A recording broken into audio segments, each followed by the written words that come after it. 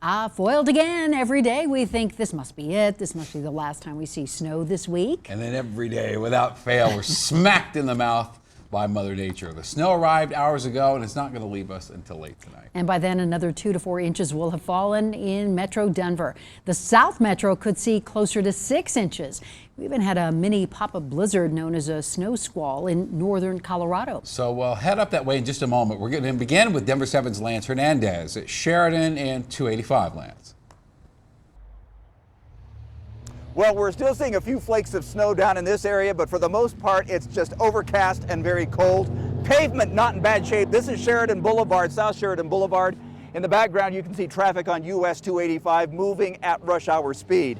Now, earlier today, we shot some video of the snow squall that was moving through. That was about 3 hours ago. Heavy snow at times, reducing visibility somewhat and slowing traffic down, but that only lasted for about 35, maybe 40 minutes or so, and then moved off to the east. We saw a number of snow plows here this afternoon, and again, pavement temperatures over here are cold, and there is some moisture on the pavement, but for the most part, traffic is moving okay.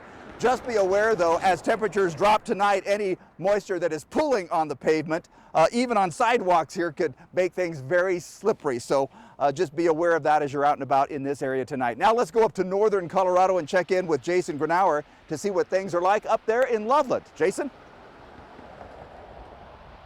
Yes, good afternoon to you, Lance. Just some light snow that is falling. We are off of Highway 34, Eisenhower Boulevard here in Loveland. You can see that traffic is still moving, but conditions have just gotten a little bit worse over the last half hour, a little bit more flakes, a little bit less visibility. But the big story here in northern Colorado, that lies just out to the east, a little bit to the south, where that snow squall warning was in effect. Now, it expired from the National Weather Service at 5:30, but they put that into effect for both heavy snow and limited visibility. We looked at some of the CDOT cameras, and I-25 is both jam-packed with traffic and snow covered from where the on-ramps are about just a little bit off to the east here in Loveland, all the way down to Dacono. That's how wide that snow squall was. Now it's been downgraded. Winter weather advisory until about 11 o'clock. We're just on the edge of that here in Loveland, but that stretches north all the way south. So the story up here in northern Colorado is if you are expecting a loved one to make it home, if you are trying to travel, expect some slow times. It took us a whole lot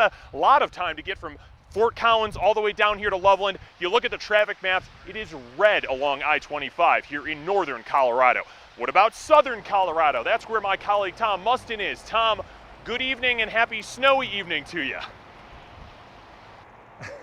Here we go again. All right, thank you, Jason. Yeah, we're here at I-25 in Castle Rock near the outlet malls where the snow is tapered off quite a bit now. Now what we're seeing are icy temperatures and a thick layer of fog that's really kind of descended over the area. Now, CDOT says they have about 100 plows blasting this area right now. They've seen no major problems, but there are some wet spots and some slick spots, and they're really worried that as the temperatures plunge tonight, there could be some issues out there.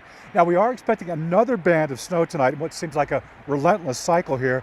And folks we talk to say, hey, they've had enough.